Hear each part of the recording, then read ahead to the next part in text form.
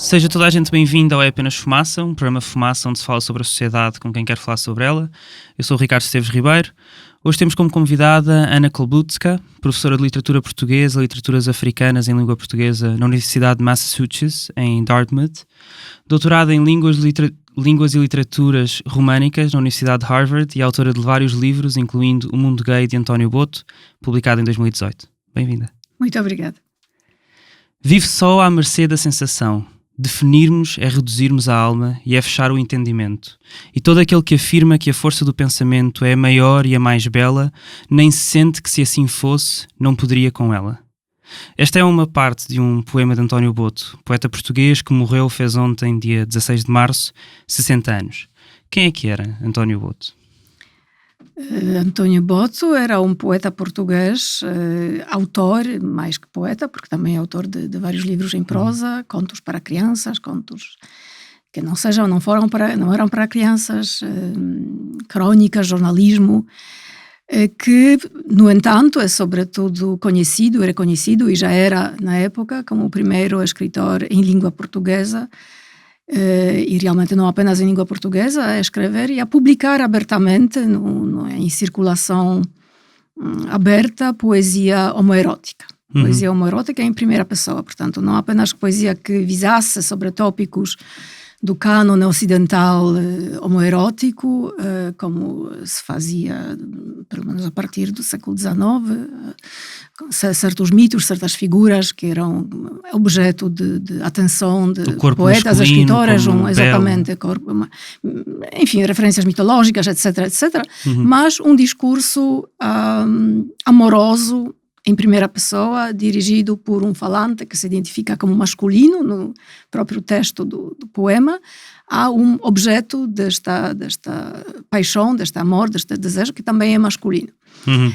Isto, de facto, era absolutamente inédito em Portugal e também inédito em outros países europeus, inclusive na altura em que Boto começa a publicar. Ele nasceu em 1987 e morreu em 1959. Nasceu em 1897. 1897. Sim, e morreu em 59, no Rio de Janeiro. O Boto é um poeta relativamente desconhecido em Portugal, não é estudado na escola, não figura quase com certeza em nenhuma lista de melhores poetas portugueses em Portugal. Como é que tu chegaste a ele? Como é que tu o conheceste? Eu não sei se Boto seja assim tão desconhecido quanto isso, né? Certamente não é oficialmente reconhecido, não é um poeta canônico, não é um poeta que consta dos programas escolares, não é um poeta visto como fazendo parte de um cânone estabelecido. É uma questão que eu discuto na introdução do meu livro, em que digo que, no essencial, não é possível determinar o lugar claro de Boto, o lugar e o valor claros de Boto na história da literatura portuguesa. Mas Boto tem muitos leitores apaixonados, em Portugal e também no Brasil, creio, até certo ponto. Onde ele viveu, depois já vamos falar sobre isso. Mas... E Boto é uma figura que é recorrentemente referida, pelo menos nos estudos pessoanos, sem dúvida, uma vez que foi de uma importância considerável no circuito de Pessoa e os seus colaboradores literários. Portanto, Boto aparece no cânone das figuras que importam por terem sido importantes para Fernando Pessoa, né? E o Fernando Pessoa é o poeta ultracanônico da literatura portuguesa e não só. Mas, de facto, não é um poeta, provavelmente, muito lido fora de um circuito relativamente restrito de especialistas e de amadores da poesia de Boto e daquilo que Boto representava. Mas como é que tu chegaste até ele? É através de Pessoa. Não de uma forma que eu consiga agora reconstruir, não me lembro exatamente quando é que tomei conhecimento de Boto, mas terá sido já há muitos anos, justamente por Boto figurar no cânone dos estudos pessoanos, né? Por ter sido amigo e colaborador e alguém a quem a Pessoa dedicou muita atenção. Em novembro de 1920, Boto lançou a sua primeira obra editada, chamada Canções do Sul, com uma série de poemas. Esta obra seria alargada várias vezes durante a sua vida e publicada depois, a partir da segunda edição, com o nome Canções, apenas. Nessa primeira edição, Canções do Sul, este era o 9º poema. Quem é que abraça o meu corpo na penumbra do meu leito? Quem é que beija o meu rosto? Quem é que morde o meu peito? Quem é que fala da morte docemente ao meu ouvido? És tu, Senhor dos meus olhos, e sempre no meu sentido. Houve alguém, tu já falaste um pouco sobre isto, mas houve alguém que antes de Boto tivesse escrito desta maneira homoerótica, ou falar até de sexo desta maneira, ou desta maneira erótica na língua portuguesa? Talvez sim, mas nós não conhecemos esses textos, né?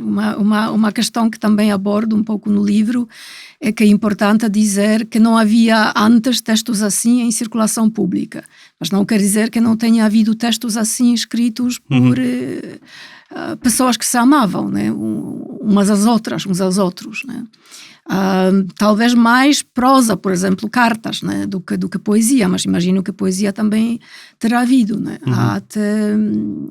Há exemplos conhecidos de cartas, por exemplo, que António Nobre escrevia a Alberto de Oliveira, né, que era seu amigo íntimo, e eles tinham na António altura Nobre, outro poeta português, António Nobre, até anterior, né, dos finais do século XIX, né? Enquanto Boto estudava em Paris, eles tinham uma correspondência muito intensa, e era uma correspondência pensada para existir em dois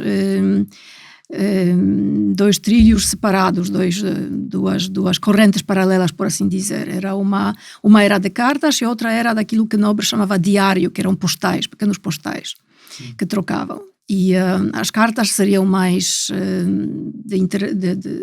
para falarem de assuntos de interesse geral, e os postais teriam sido mais para exprimirem sentimentos íntimos, pelo que se entende, né? E depois da morte de Nobre, aliás, não sei exatamente em que ano, não me lembro exatamente em que ano, terá sido mais anos depois da morte de Nobre, mas em qualquer dos casos, Alberto de Oliveira, que viveu muitos mais anos, queimou essa correspondência toda, essa correspondência paralela, mas publicou, ou aceitou que se publicasse a correspondência, que também tem passagens extraordinárias, passagens de um humor, afeto, muito íntimos, muito bonitos.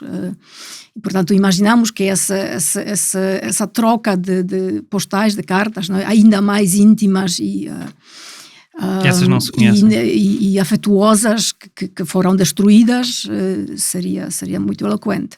E uma vez que António Nobre era um poeta maravilhoso e um escritor muito bom, é uma grande pena que isso se tenha destruído. E acho que houve muitos mais casos assim, não necessariamente de escritores, também de pessoas mais ou menos comuns. Tu escreves no livro O Mundo Gay de António Boto que Boto foi, estou a citar, a figura mais explícita e assumidamente associada com a identificação homossexual no foro político português nas décadas de 20, Sim. 30 e 40. Sim, sem dúvida alguma, não era obviamente o único, mas era o único que era assumido, ou pelo menos... Sim, bom, usar a palavra assumido é sempre um pouco complicado, né? Eu costumo usar um advérbio como praticamente assumido, ou assim, sempre que eu uso no meu ensaio, porque Boto não ostentava esta identificação publicamente, ou seja, não fazia conferências a falar da sua identidade homossexual. Apenas, este apenas não é um apenas, é um ato de afirmação muito potente, muito, muito corajoso. Publicava esta poesia, né? Mas tu achas que Boto se assumiria ou definiria como homossexual? Até porque o teu livro chama-se O Mundo Gay de António Boto, mas a palavra gay nesta altura não tinha a conotação homossexual. Tu própria dizes isso na introdução do livro. Sim. Mas tu achas que Boto se assumiria como homossexual?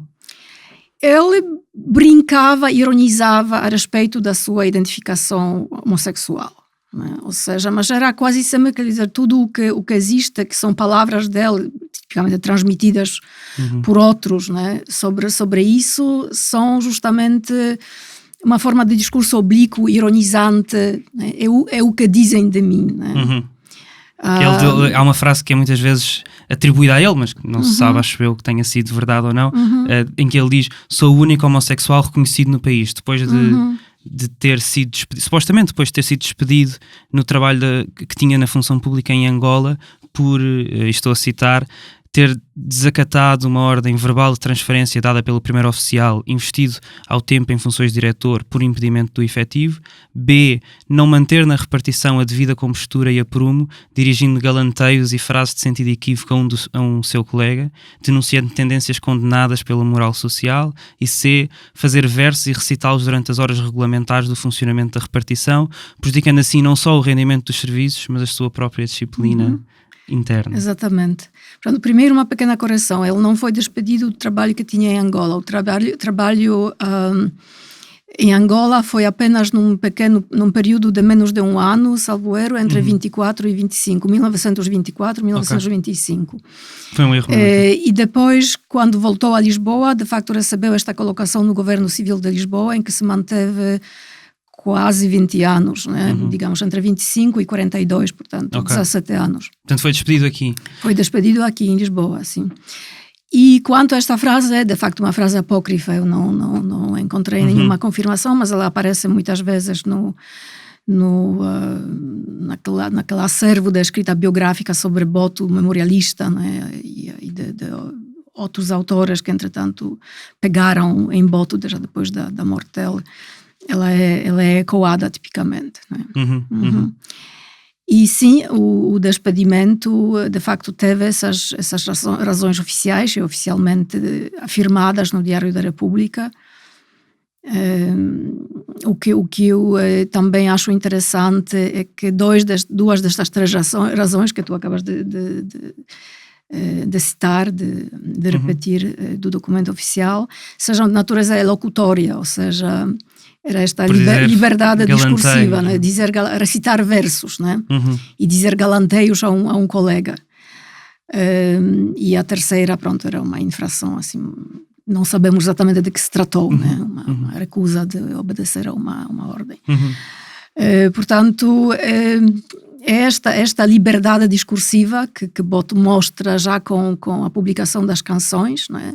E que depois mantém na sua atuação social, na sua presença social, que acaba por o vitimizar, que acaba por penalizar de forma que lhe tira realmente os meios de sobrevivência. Era de uma família pobre, era pobre sempre, toda a vida viveu mais ou menos pobremente. E enfim, isso leva também, daí a 5 anos, esse autoexílio no Brasil, que acontece nos últimos anos da vida, nos últimos 12 anos da vida. Vamos falar sobre isso. Mantendo-nos ainda na parte que eu diria mais extraordinária, erótica da poesia de Boto, e já haveremos de falar sobre outras coisas, talvez fosse interessante falar para as pessoas que não conhecem alguns dos poemas que ilustram isto, não é? Por exemplo, em Canções, uma parte de um poema que diz: quero entregar-me, sentir outro corpo que pretende insinuar-se, vibrar, não é? E depois há também, e tu citas várias vezes este caderno a que ele deu o nome de Caderno Proibido, uma série de poemas inéditos que não foram publicados e que se acredita terem sido escritos já no Brasil depois de 47, e que contém as descrições mais pornográficas que ele escreveu. Um dos poemas que começa sempre... São vários rascunhos, talvez, de um poema que começa sempre com o verso Palácio dos Quartos Alugados. Diz: Palácio de Quartos Alugados, beberam até cair e caíram abraçados. No inicial abraço da violência penetrante, profundamente apertados, não viam senão os corpos. Cada um via o seu corpo apetecido, mas os dois encostados num, dividiam-se buscando a mesma sensação unida. Num intervalo de segundos, despiram-se rapidamente, atirando com as camisas, com as calças e as cuecas, mais as meias e sapatos, o casaco e o blusão para o chão, atapeteado. O mais possante dos dois, eram atletas musculosos, bem feitos, novos, civilizados, procurava satisfazer toda a imensa atração da sua grande vontade em possuir o companheiro. Mas o companheiro era ele tão valente como ele. E ambos nus, estiraçados, apresentavam dois touros imensamente arrebitados. Então o primeiro, pelo que via, sem calcular, atira-lhe a boca ansiosa e não o deixa de chupar. Tudo esquece, tudo para, nesse prazer em que a dor faz o prazer ainda maior. Caem no amplo chão, os corpos tocam-se como para dormirem, ao contrário, as cabeças deitam-se nos ventres, côncavos, belos, conchas de um batismo singular. As bocas, ao mesmo tempo, não perdem tempo de chupar nas glândulas carnudas e frescas da juventude, daqueles maravilhosos pulsos longos, de possantes ereções, sensações que rebentavam numa crescente harmonia de dois corpos dominados pela mesma naturalidade. Sim, sim, diz. Eu ia dizer que uma coisa que tu também escreves, eu queria agora ir aqui buscar, é que tu dizes que convém notar também a ausência de qualquer discurso lírico heteroerótico que exprimisse o desejo concretamente carnal e alegremente consumado de uma forma tão cândida e afirmativa como este e vários outros poemas de Boto.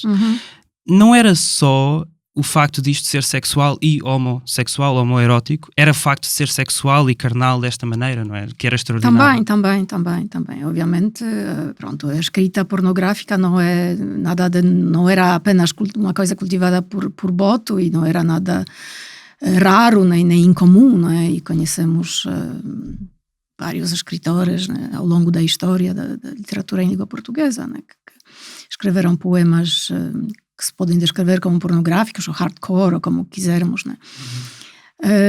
Mas sim, é uma veia de escrita que Boto cultiva, não de forma muito, muito abundante, ou seja, aquilo que existe no espólio com este título, Caderno Proibido, não é bem um caderno, é apenas uma pasta entre muitas que estão no espólio, que reúne poemas que são como este poema que tu leste, mas também reúne outros poemas que não têm de todo o teor sexual nem amoroso sequer.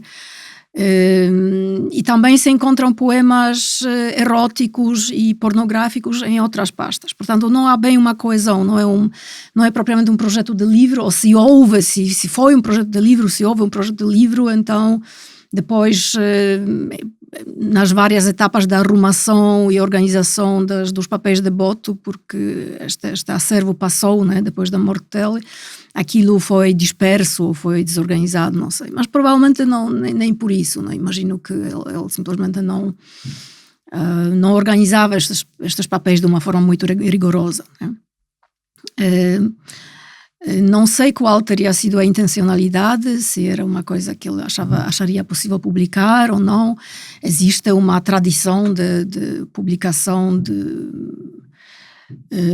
poesia ou prosa menos aceitável, digamos, no foro social, em edições semi-privadas, não é, que circulavam entre apenas um pequeno grupo de leitores interessados. Por exemplo, foi esta maneira como Federico García Lorca publicou a Oda a Walt Whitman, que é um dos grandes poemas dele no livro Em Poeta em Nova York. García Lorca é poeta espanhol.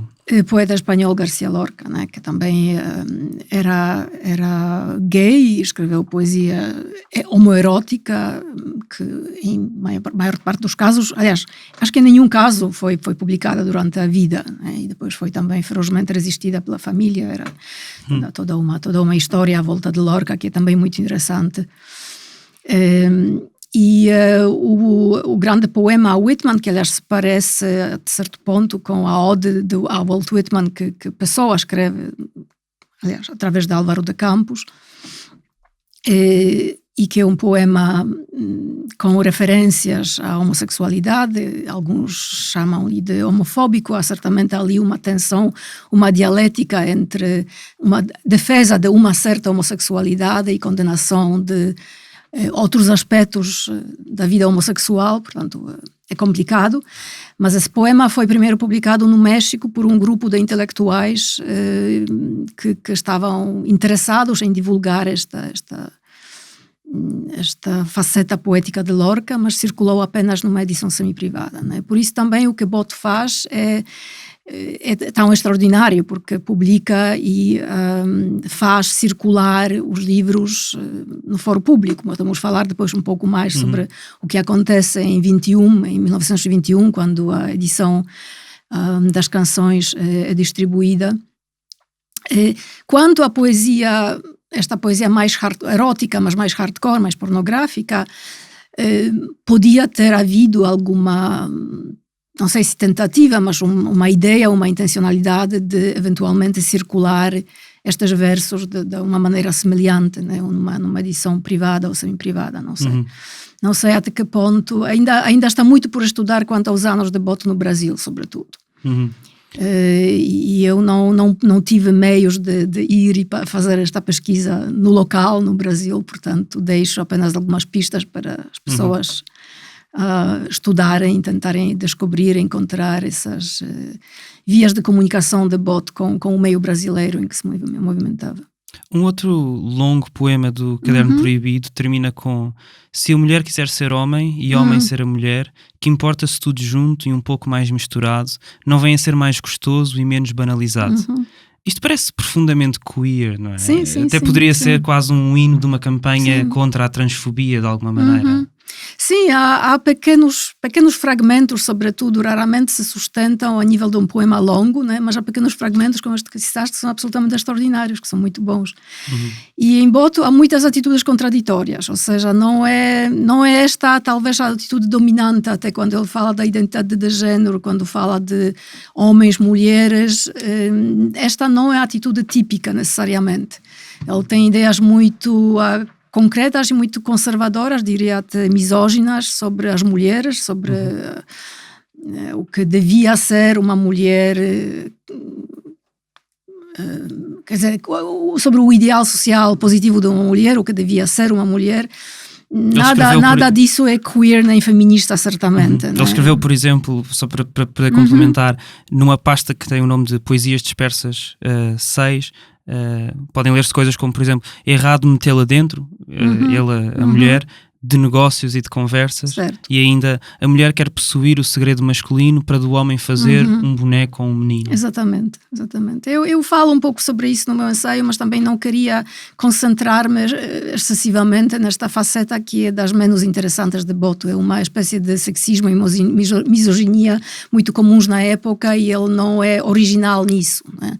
Mas de facto há uma certa também expressão digamos, da opressão pelo meio heteronormativo, né? da opressão pelo padrão heteronormativo, que é constante e patriarcal, mas que também inclui, né, a mulher que se ajusta ao padrão heteronormativo e que também por isso passa a ser opressora, de certa forma, né? A leitura mais generosa que se pode fazer deste filão misógino, né, que é recorrente. O Boto viveu em união de facto durante a maior parte da sua vida adulta com Carminda da Conceição Silva Rodrigues. Foram inclusivamente depois viver juntos para o Brasil em 47. Isto não é uma contradição com a sua suposta identificação sexual? Bom, na época não era propriamente contraditório, né? Muitos homens gays casavam com mulheres para manter uma respeitabilidade social. Não sei se será esse o principal motivo para a Boto, porque uma vez que era, né, um homem gay efetivamente desarmarizado, não havia nada para esconder realmente ou para manter as pretensões de uma identidade heteronormativa. Mas penso que lhe dava muito jeito ter uma esposa que lhe tratasse das necessidades diárias da vida, que lhe passasse as camisas a ferro, que fizesse a comida, etc, né? Que tratasse dela.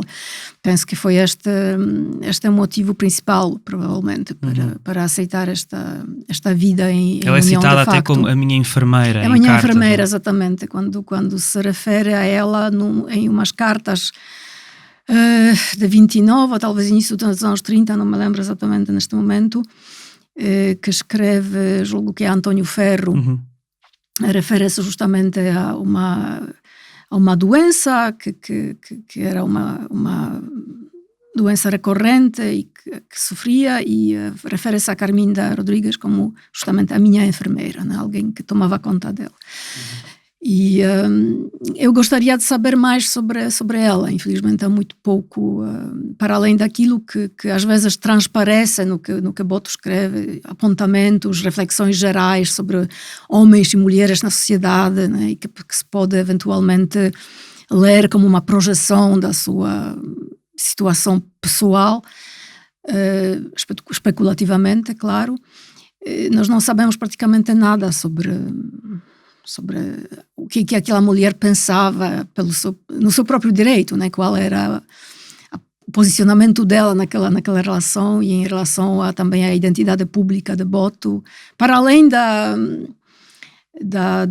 admiração e do amor que lhe dedicava, né, e que depois transparecem quando ela, enquanto viúva, né, fala de Boto aos jornais brasileiros, por exemplo, quando aparece no fórum público do qual não fazia parte antes, porque é a sobrevivente, é a viúva de Boto, né, e aparece nos jornais, aparece em fotografias nos jornais, inclusive, ao lado de um busto de Boto, de fotografias de Boto, uma espécie de pequeno altar lá em casa, né, e ela é fotografada junto a essas imagens de Boto e fala do marido, né, do seu companheiro que acabava de morrer, como o maior poeta português vivo, como alguém que privava com grandes celebridades europeias, que era admirado por escritores importantes em Portugal e fora de Portugal, etc, etc. Portanto, repete no essencial aquela imagem, autoimagem megalomaníaca, mas ao mesmo tempo muito interessante na sua faceta fantasiosa que Boto criava acerca de si próprio. Vamos falar sobre isso. Mas também. apaga-se a si própria, ela não fala de si própria e também não sabemos nada sobre ela, no fundo, através deste espólio que nos foi legado, que é o espólio de Boto. Logo após a publicação da segunda edição de Canções, editada pela Licipo, editora de Fernando Pessoa, Armando Ferreira, jornalista no jornal A Capital, publicou uma crónica na primeira página com o cabeçalho O Livro da Dona Antónia, ou Dom Antónia, D. Antónia, que denunciava a poesia de Boto como vinda do, estou a citar, desejo de exibicionismo, e também denunciava a capa do livro com um retrato seu que mostrava os ombros nus e a denunciava como imoral. Ele escreve: nem mais uma palavra de nojo, nem mais um pst-pst ao polícia da esquina para o levar a registar com uma caderneta este mancebo que tira o retrato a mostrar as clavículas. Nem sequer uma sova da gente moça e nova que outrora sabia cobrir de ridículo, quando não era de mocadas os ratões desta espécie, nem um protesto sequer. Mas não haverá entre nós o polícia dos costumes ou três bons honestos espíritos capazes de lançar para o monturo estes dejetos? A polícia, senhor Ministro da Instrução, seja quem for, que livre as montras destas e quejandas imoralidades, que disfarçadas de frases filósofas incompreensíveis, dizem ser a negra história dos mortais, o amor e a dor. Fala sobre a recepção desta segunda edição de Canções. Esta, na verdade, tanto quanto se saiba, foi a primeira edição que foi efetivamente distribuída, né? O que aparece antes, que é Canções do Sul, portanto a primeira versão das canções, nos finais, em novembro, julgo, de 1920, existem pouquíssimos exemplares desta obra, nem sequer a Biblioteca Nacional tem um exemplar, tem apenas um microfilme de um exemplar que se encontra na Biblioteca de Livros Raros da Universidade de Harvard, nos Estados Unidos. E, portanto, depreende-se que a obra provavelmente nunca foi distribuída ou posta à venda. E podia justamente ser uma dessas edições de que já falei, semi-privadas, né? que circulavam apenas entre quem terá pagado a edição e os seus amigos interessados nesta temática, neste tipo de discurso. A edição que depois sai, que é muito semelhante às Canções do Sul, apenas título ligeiramente diferente, reduzido apenas para canções. E tinha mais alguns poemas. E tem mais alguns poemas, alguns poucos poemas acrescentados. É efetivamente posta à venda, e não apenas posta à venda, mas posta à venda de uma forma que indicava um esforço de marketing, um esforço de divulgação. Nomeadamente, sabemos isso através dessa crítica no jornal A Capital, que acabas de citar, porque Armando Ferreira refere-se ao retrato colocado na montra da livraria, né? Este retrato muito conhecido de Boto, não sei se está aqui, que se quiseres podemos mostrar isso à câmara, né? Não sei como. Acho que sim. Ok. Acho que, como diz esta jornalista, de ombros nus e olhos em bico, né? Que é um retrato muito interessante, se pensarmos que foi pensado justamente para ser exibido, né? Para ser exibido ao lado dos livros, dos exemplares das canções como uma espécie de publicidade para este livro, né?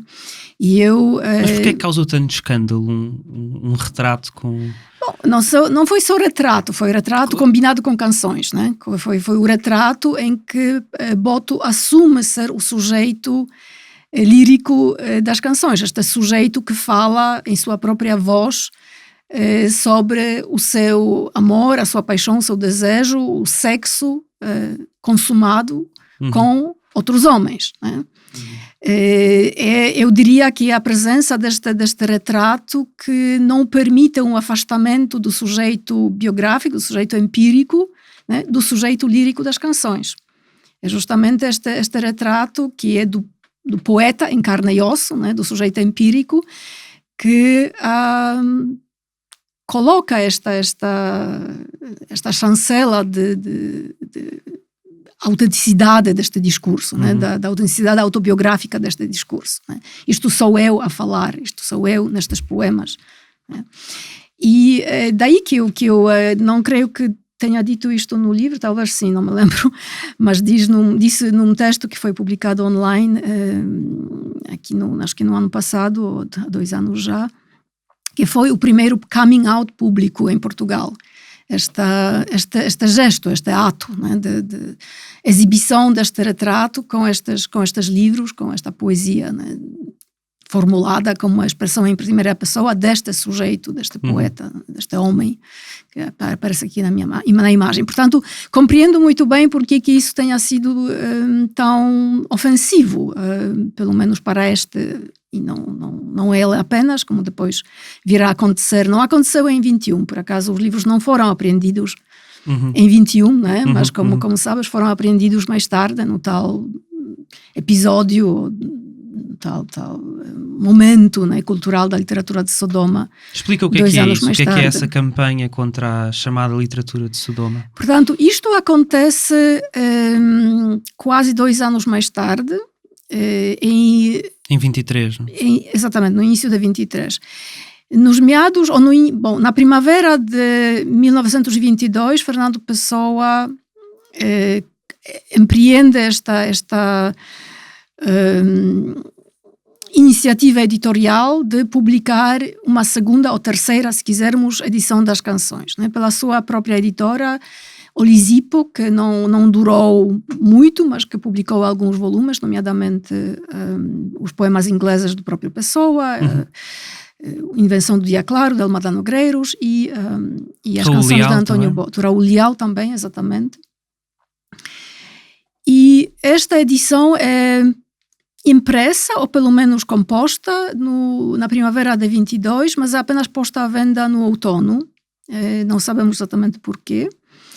E, entretanto, nos meados de 1922, Fernando Pessoa publica o primeiro dos seus ensaios sobre Boto, que serão vários, mas este foi o primeiro e provavelmente o mais consequente, por causa, se pensarmos nos efeitos sociais e culturais que acabou por suscitar. António Boto e o ideal estético em Portugal. Provavelmente o mais conhecido desses ensaios, justamente porque suscitou essa reação. Tu dizes que no livro Mundo Gay de António Boto que é seguro constatar que o primeiro tiro da batalha sobre a literatura de Sodoma foi dado por Pessoa exatamente com este ensaio. Porquê é que dizes isso? Exatamente. Porque se olharmos depois para o conjunto dos textos que vão sendo publicados na Contemporânea, sempre na revista Contemporânea, né? E depois há alguns folhetos, algumas publicações avulsas que também pertencem a esse grupo textual, por assim dizer. Pessoa muito claramente quer lançar uma polêmica à volta não apenas de Boto, mas de expressão homoerótica, homossexual, sexualidades dissidentes, chamemos-lhe o que lhe chamarmos, que envolve também Raul Leal, que envolve outros escritores, outros protagonistas culturais, por assim dizer, alguns dos quais claramente identificáveis, outros que pertencem a este debate, a este campo de debate e de discussão de forma um pouco mais oblíqua. E, portanto, na Contemporânea, dos números seguintes da Contemporânea até o início de 23, continuam a ser publicados textos. Deixa-me ler-te um pouco desse ensaio do Fernando Pessoa. António Boto é o único português dos que conhecidamente escrevem a quem a designação de esteta se pode aplicar sem dissonância. Com um perfeito instinto, ele segue o ideal a que se tem chamado estético e que é uma das formas, se bem que é ínfima, do ideal helénico. Segue-o, porém, a parte com o instinto, com uma perfeita inteligência, porque os ideais gregos, como são intelectuais, não podem ser seguidos inconscientemente. É que é o único exemplo em Portugal da realização literária de qualquer espécie do ideal estético. Tu achas que isto foi um golpe de marketing? Bom, é complicado articular estes textos que a pessoa escreve com a ideia da publicidade que quer dar ao livro que vai publicar, ou que já está a publicar e que vai lançar. Acho que tudo isso era uma espécie de esforço de marketing, mas não exatamente de um livro para se vender, mas justamente destas ideias, destas identidades, destas possibilidades de expressão identitária. Uhum. Era uma espécie de campanha homófila de Pessoa e dos seus colaboradores para visibilizar, para dar voz a identidades e dissidências identitárias como a de Boto, né, e de Raul Leal, que eram os dois, digamos, duas figuras de proa. Né, mas tu concordas que Boto era, como escreve Pessoa, o único exemplo em Portugal da realização literária de qualquer espécie do ideal estético? Achas que ele era o ideal estético? Não, acho que esta era uma das maneiras de interpretar Boto que a Pessoa colocava em seu próprio nome, que a pessoa propunha em seu próprio nome, mas que depois contradizia muito diretamente através do Álvaro de Campos. Né? Uhum.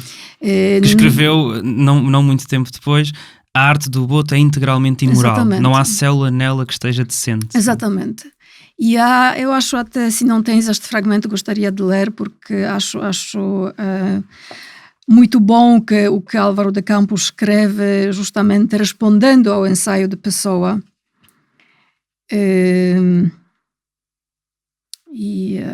Isto pode... Álvaro de Campos, que é heterónimo de Fernando Pessoa. Que é heterónimo de Fernando Pessoa, exatamente. Não, isto, desculpa, está em outro capítulo, mas é um ensaio demolidor em relação às pretensões intelectuais ou intelectualizantes do ensaio de Pessoa, que essencialmente tentam, ou seja, o ensaio de Pessoa, o ensaio original, tenta meter Boto, ou mete Boto efetivamente numa espécie de caixa cultural, literária, em que o próprio Boto não se reconheceria, em que o próprio Boto não cabe muito bem. Né? O Boto não... as raízes de Boto, literárias, culturais, pessoais, autobiográficas, não se encontram na literatura de elite que se pode descrever como a vertente do esteticismo vitoriano, sobretudo em língua inglesa, que era cultivada pelos escritores homófilos, digamos assim, sobretudo em língua inglesa, a partir das últimas décadas ou até meados do século XIX. Pessoa era extremamente familiarizado com esse cânone literário, cultivava essas leituras, cultivava essas referências literárias e culturais, mas Boto realmente não tinha nada a ver com isso. A sua estética era completamente diferente, era muito mais castiça, era muito mais... derivava até a própria estética, o tipo de discurso poético que produz deriva muito mais das raízes na poesia popular, por exemplo, obviamente sem a temática homoerótica, mas em termos estéticos, né, em termos estilísticos. Mas achas que a pessoa tentou de alguma maneira intelectualizar o Boto e assim apagar-lhe o lado sexual de alguma maneira com este ensaio? É uma das coisas que a pessoa faz neste ensaio, né? Que é apagar, até certo ponto, apagar a intencionalidade atrás do homoerotismo botiano, né?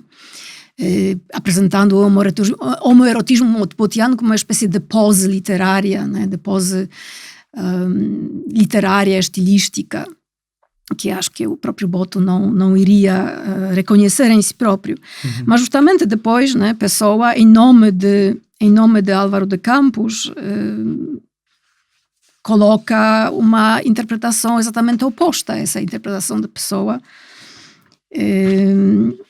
Queres ler, então? Se calhar devíamos ter partilhado antes as tuas perguntas para conseguir encontrar os dois certos. Porque, eu tenho um certo, eu não sei se é o que tu queres, mas eu tenho um certo de...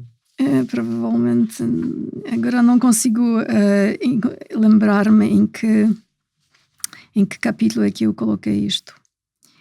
Pronto, eu vou tentar não citar é da memória. A arte de Boto é integralmente imoral? Será a continuação do que eu li? Este certo também é bom, mas há a conclusão que Álvaro de Campos dá a esse ensaio que tem a ver com a pessoa meter lá gregos, no ensaio e que não faz sentido nenhum. Os gregos eram lá estetas. Os gregos existiram. Portanto, é uma afirmação de um modo de vida que não era intelectualizado, não era pensado, não era... Este helenismo vitoriano, que, de acordo com o que Campos diz, não era um reflexo da maneira como a homossexualidade era vivida na Grécia Antiga, mas era uma transformação, intelectualização, era uma maneira de representar e dignificar a homossexualidade por referência àquele modelo helênico, né? Que era isso que os chamados estetas vitorianos faziam e que Pessoa alegava que Boto fazia também. O que Campos diz lá é que, essencialmente, Boto é como os gregos eram, não como os gregos depois foram interpretados por esses vitorianos que queriam criar uma espécie de discurso mais dignificado, mais elegante, mais estilizado de se falar sobre a homossexualidade. Né? Em fevereiro de 1923, um grupo de alunos universitários de Lisboa formou o que eu chamaria um grupo de combate, liderado pelo Pedro Teutónio Pereira, que na altura tinha 20 anos, mas que mais tarde foi subsecretário de Estado das Corporações e Previdência Social, ministro do Comércio e Indústria, depois foi também representante português junto do regime de Franco, embaixador em Espanha, Brasil, Estados Unidos, Reino Unido, bem, tudo isto durante o Estado Novo. Sim. Numa entrevista por esta altura, o líder desta Liga da Ação dos Estudantes de Lisboa dizia: principiaremos em boa ocasião por meter na ordem esses equívocos senhores que andam por aí nas ruas e nos cafés, irritando o indígena, como eles dizem, com maneiras femininas e elegâncias ridicularmente exageradas.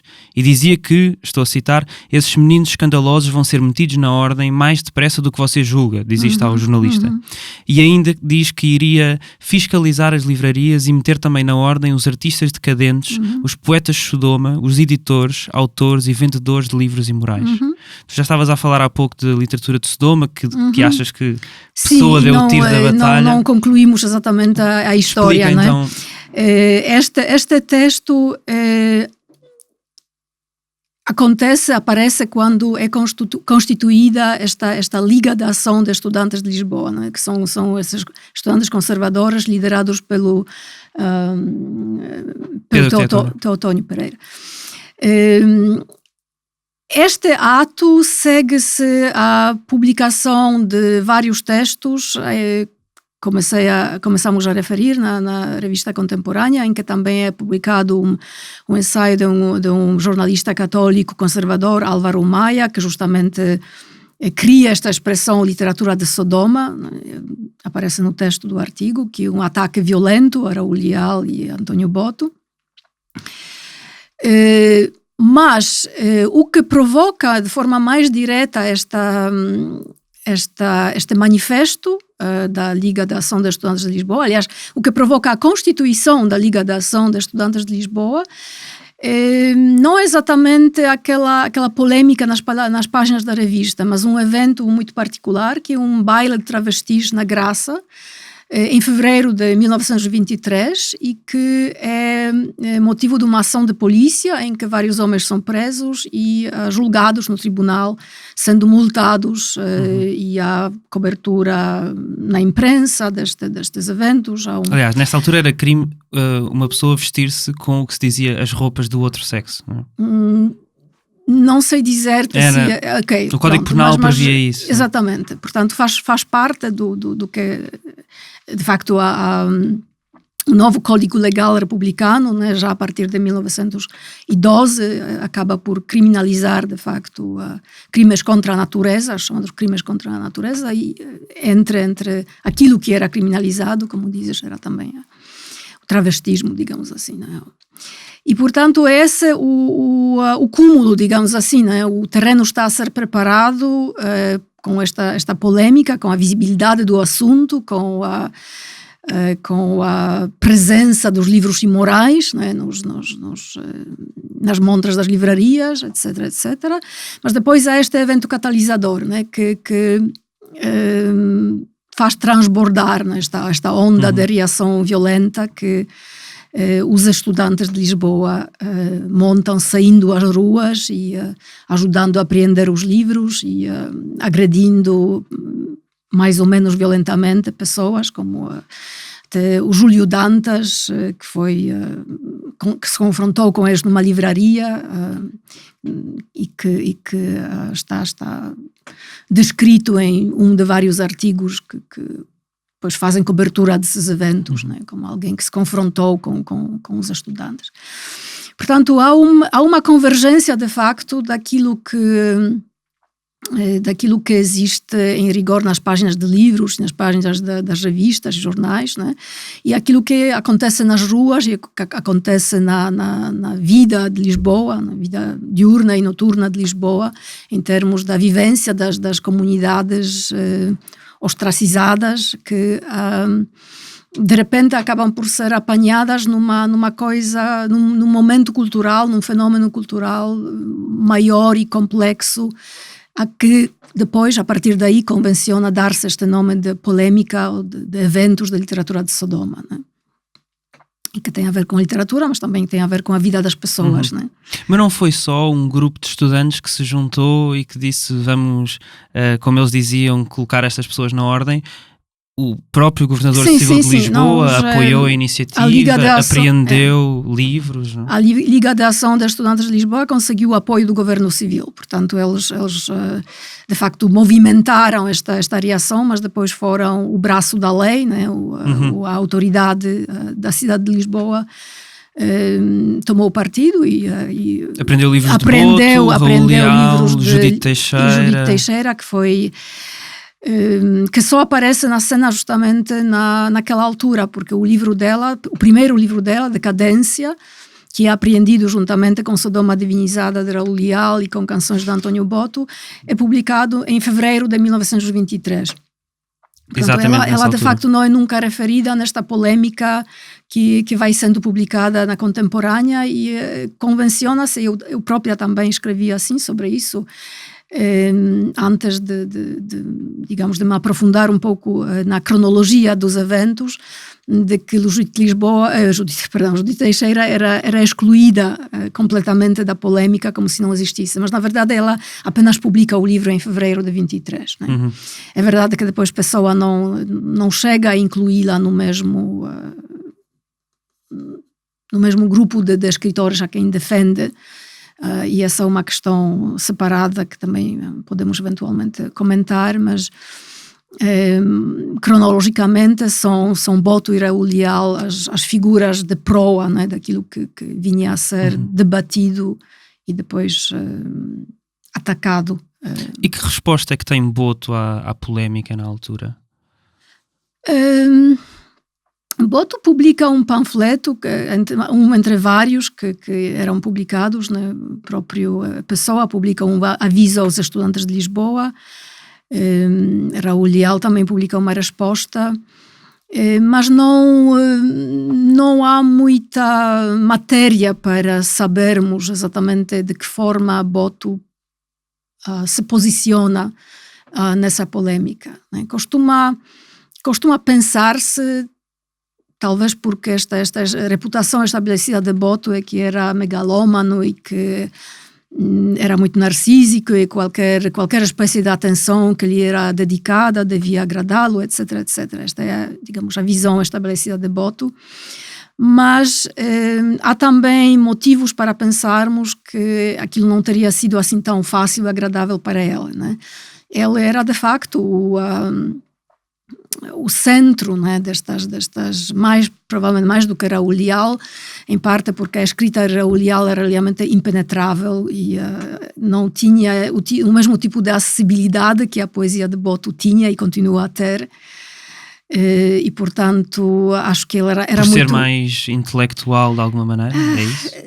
Se quisermos, não sei se diria assim, é realmente um discurso, pronto, é uma obra em prosa, né? Sodoma Divinizada é uma obra em prosa, no fundo um ensaio, muito difícil de ler, tem um estilo muito rebuscado, intelectualizado, mas também estilisticamente complexo, e sim, é uma apologia de uma versão particular da vivência homossexual, da homossexualidade em que Raul Leal acreditava, e que também não era a mesma de Pessoa, e não era a mesma de Boto, e não era a mesma de Álvaro de Campos. Portanto, o que eu digo num determinado momento do meu ensaio é que uma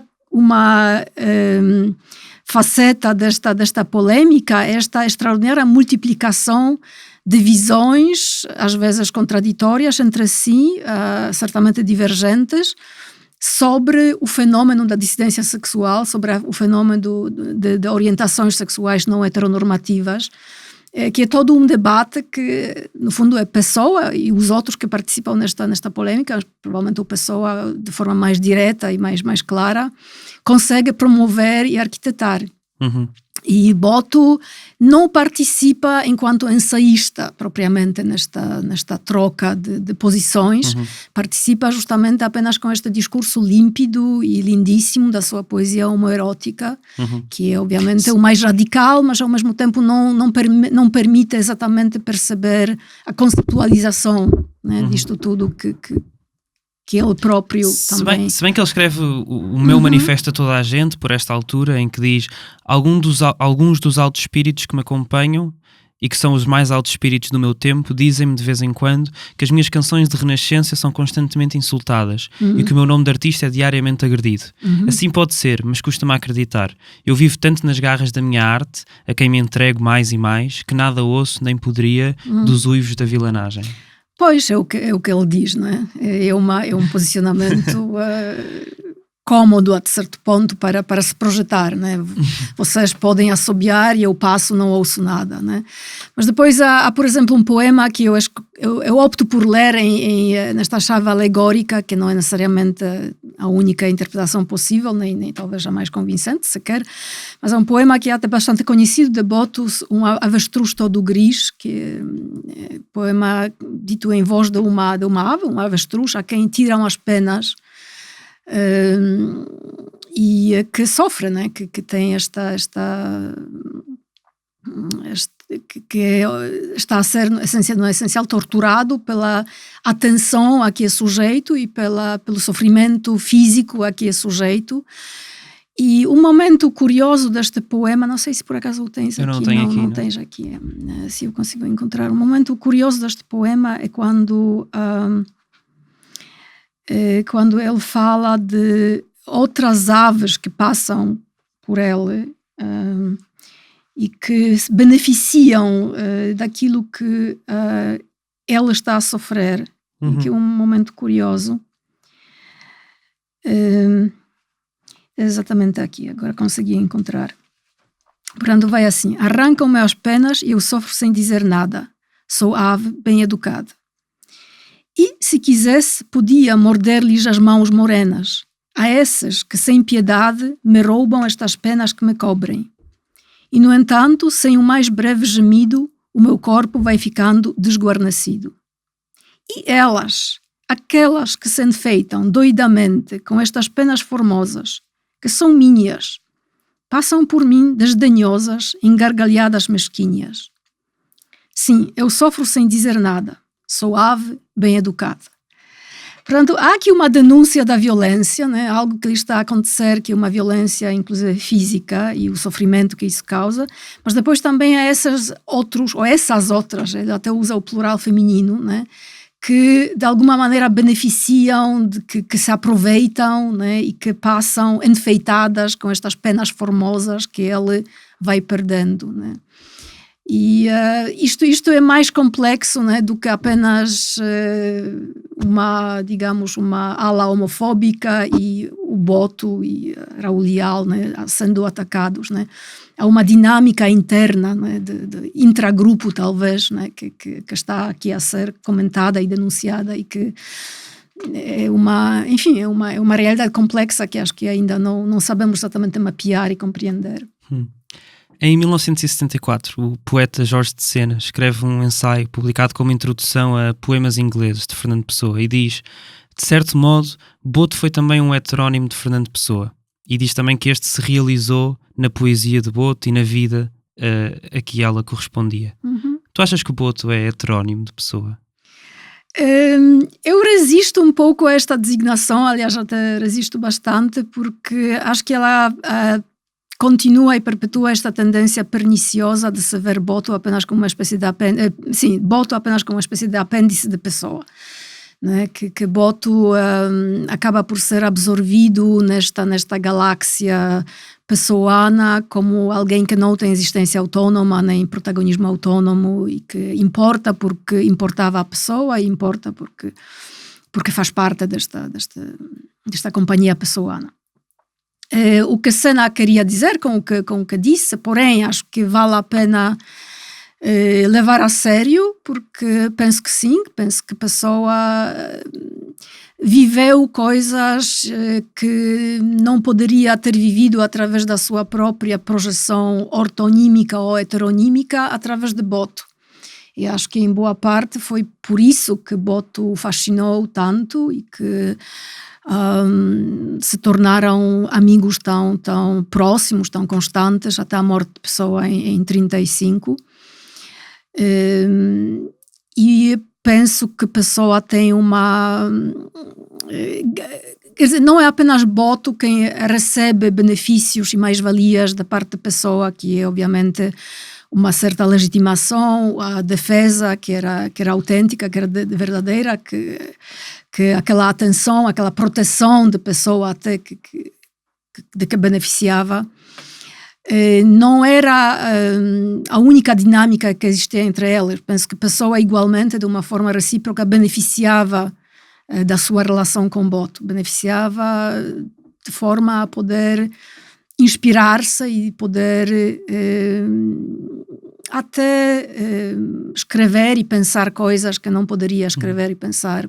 Mas durante as suas vidas, quem é que tinha mais protagonismo? Quem é que era mais conhecido? Durante a altura em que viveram?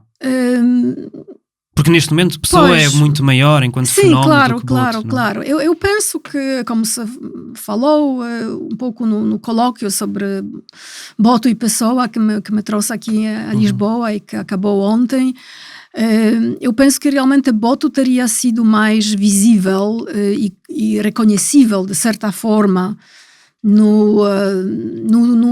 na vida social e cultural lisboeta da sua época, né? Justamente por causa desta notoriedade.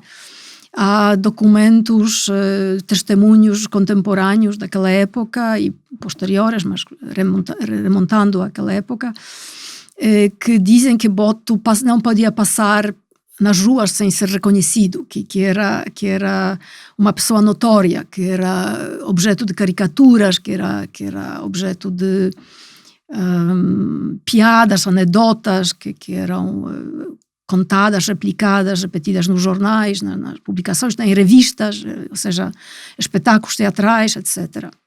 Ou seja, teatro de revista, refiro-me. E Pessoa, como sabemos, naquela altura era um autor e uma autoridade intelectual, digamos assim, com reconhecimento em meios literários relativamente elitistas, mas não era um autor conhecido do grande público, né?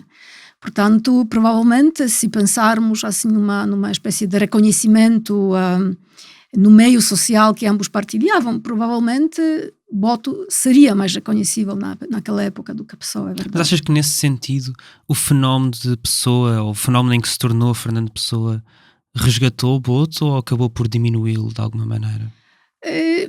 Isto é uma pergunta complexa, porque eu não sei o que teria acontecido com Boto se Pessoa não se dedicasse a promovê-lo e e defendê-lo. Ou seja, Boto publicou canções em 1920 e depois 21, sem que se saiba qualquer intervenção direta da Pessoa. Alguém provavelmente terá ajudado a publicar esses livros. A edição das canções é uma edição muito cuidada, em bom papel, uma edição muito bonita. É mais que provável que alguém ou vários alguéns terão ajudado a publicar, custeado a edição, ajudado a publicar.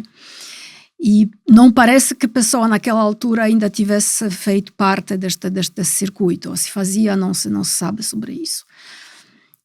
Portanto, Boto teria existido, não é? Ou seja, o Boto das canções teria existido, esse livro teria sido lançado, esse livro teria sido atacado, pelo menos por este jornalista que citaste e alguns outros que escreveram sobre ele na altura.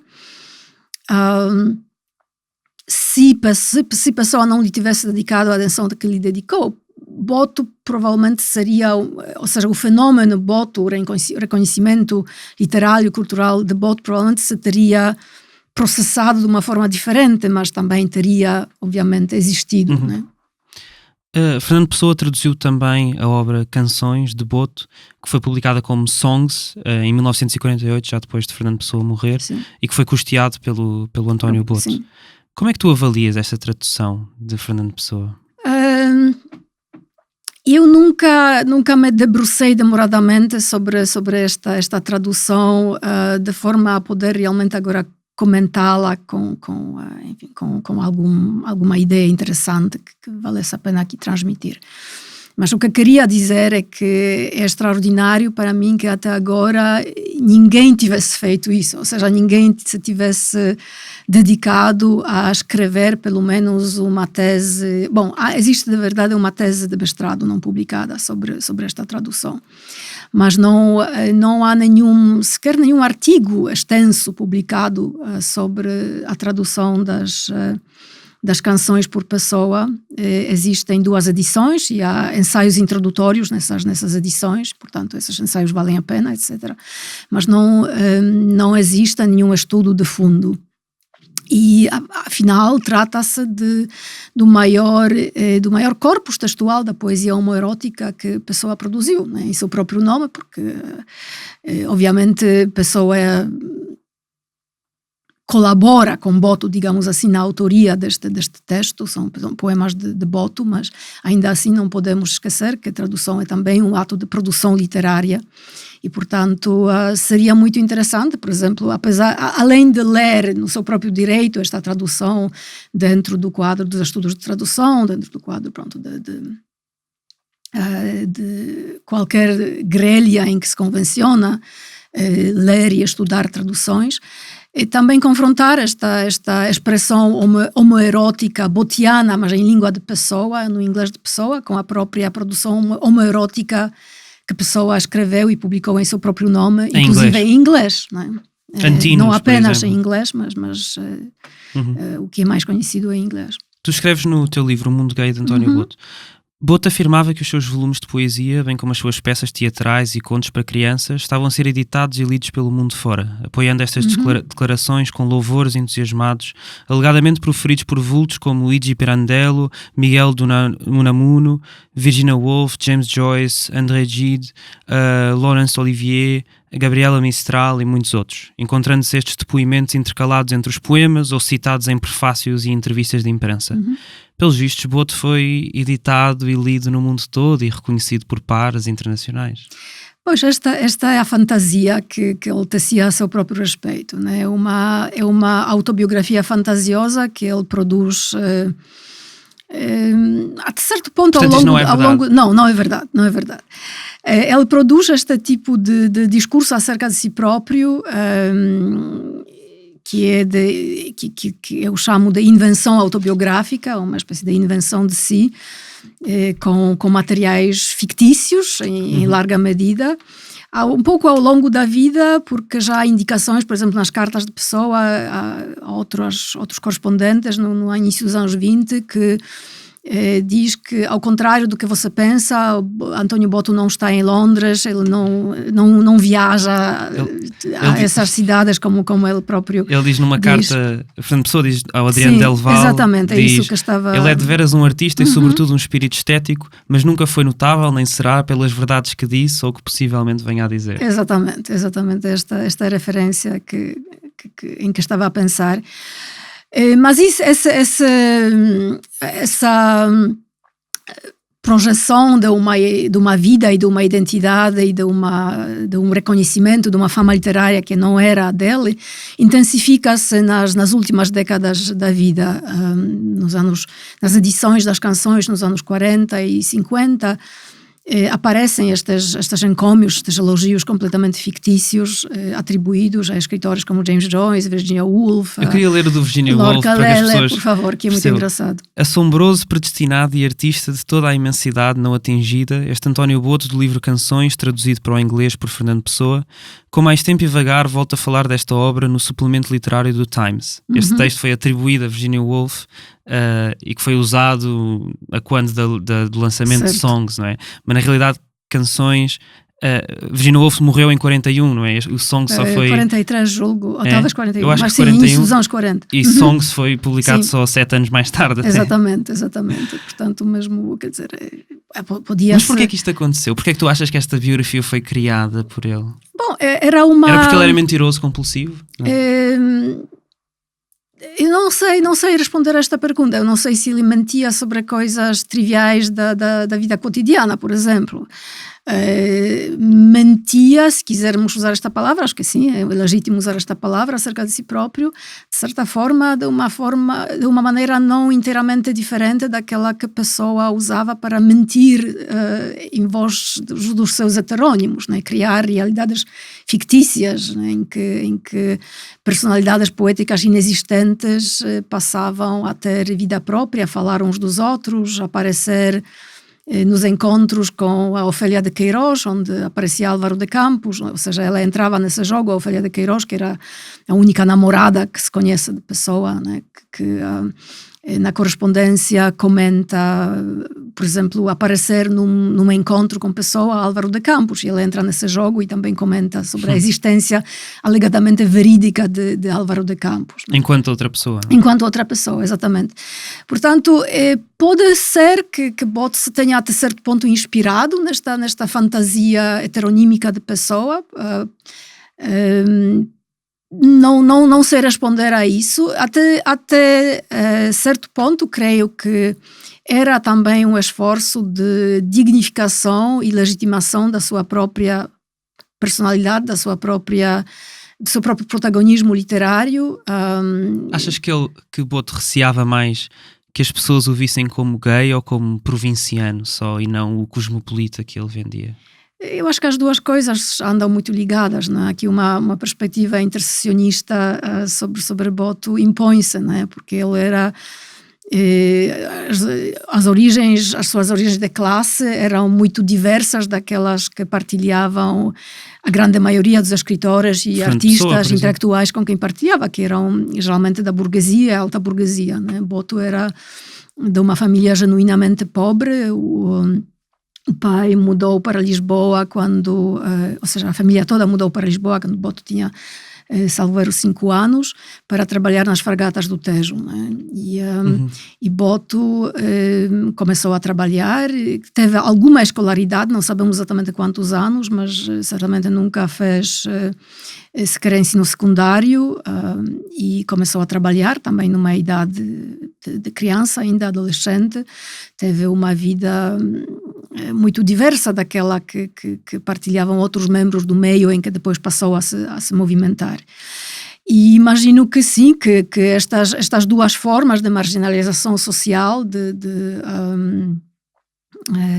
opressão, se quisermos, né, juntavam-se obviamente na identidade dele e eram provavelmente motivo daquela ficção compensatória que ele criava a seu próprio respeito. Né. Ele escreveu como epígrafe de Canções do Sul, e também na segunda edição, portanto a primeira, Canções: o homem será sempre um mortal enigma, a sombra das sombras. Não? E a vida dele parecia na realidade um enigma até hoje. Sim. Nós estamos mesmo a terminar. Como é que António Boto é hoje estudado na academia? É uma boa pergunta. Eu não conheço suficientemente bem digamos, o meio institucional da Academia Portuguesa para dizer que Boto é ou não é lido. Não costumava ser lido. Talvez seja lido hoje em dia. Imagino que sim, espero que sim.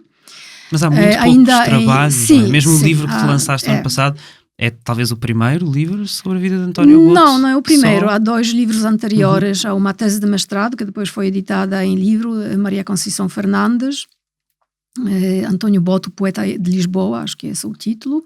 E há um livro mais popular de António Salles, que é uma espécie de biografia, ensaio-biografia, mas menos de teor académico. Porém, não, de facto não há muita produção convencionalmente académica sobre Boto. E porquê que é?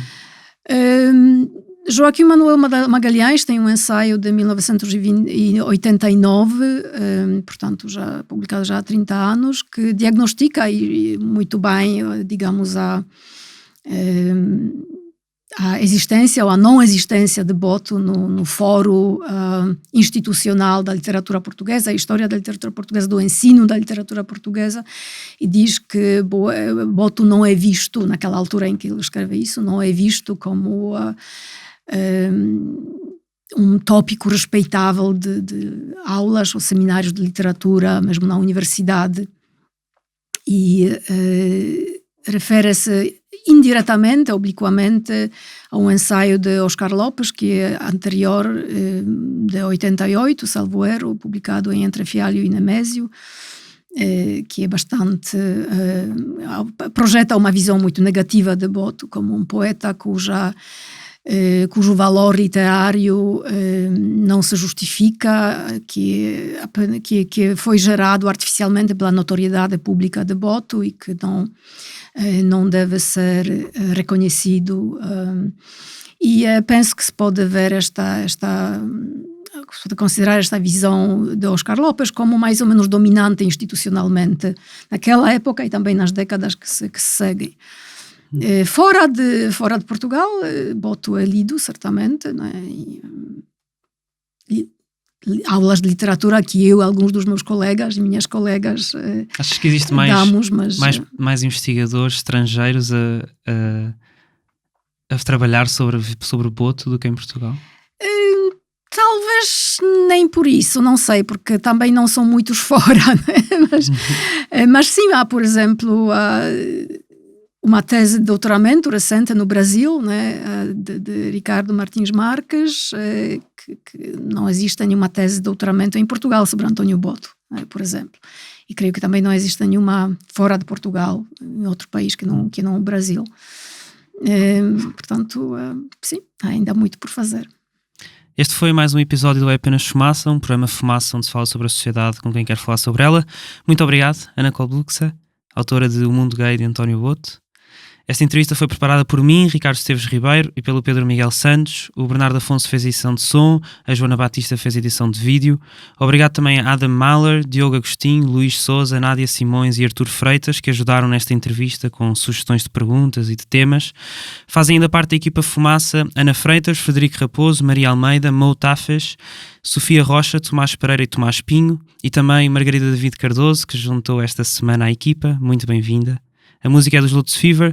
Houve mais episódios em fumaca.pt, no YouTube, Spotify ou na tua aplicação de podcasts. Até já.